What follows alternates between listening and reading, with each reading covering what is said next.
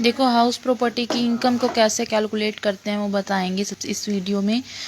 इस time tax का करवा दूंगी, बस टैक्स में आज कंप्लीट करवा दूंगी टैक्स।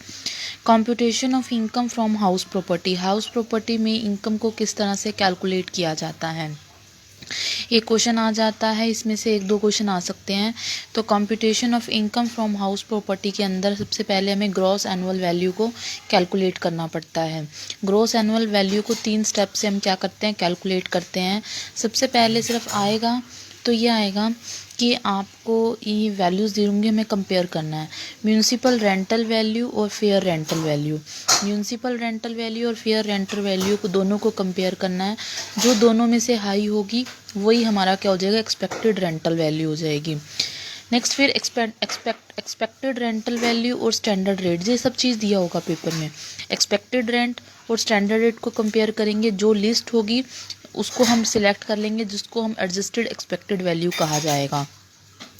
फिर एडजस्टेड एक्सपेक्टेड वैल्यू को एक्चुअल रेंटल वैल्यू, जितना मकान लेट आउट हुआ मतलब किराए पर जितने महीने चढ़ा है उसको हम देख लेंगे, एक्चुअल रेंटल वैल्यू भी दी होगी, जो दोनों में से हाई होगी। पहले हाई फिर लिस्ट फिर हाई।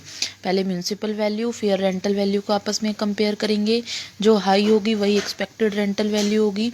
एक्सपेक्टेड रेंट और स्टैंडर्ड रेंट को आपस में कंपेयर करेंगे, जो लिस्ट आएगी जो कम होगी इन दोनों में से वही एडजस्टेड एक्सपेक्टेड वैल्यू हो जाएगी। फिर एडजस्टेड एक्सपेक्टेड वैल्यू और एक्चुअल रेंट वैल्यू दोनों को कंपेयर करेंगे, जो हायर होगी वही हमारी क्या हो जाएगी, ग्रॉस एनुअल वैल्यू हो जाएगी।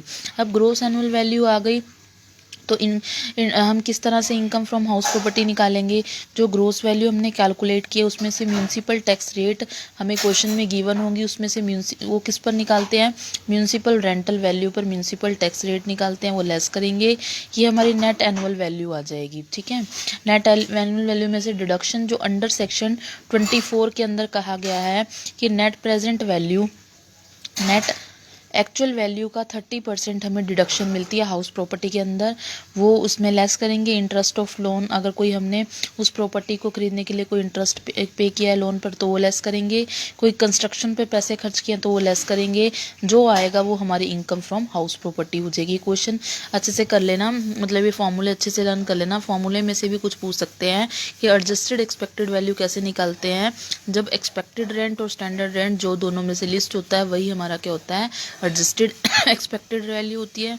इस तरह से हम इनकम फ्रॉम हाउस प्रॉपर्टी को क्या कर सकते हैं, कैलकुलेट कर सकते हैं।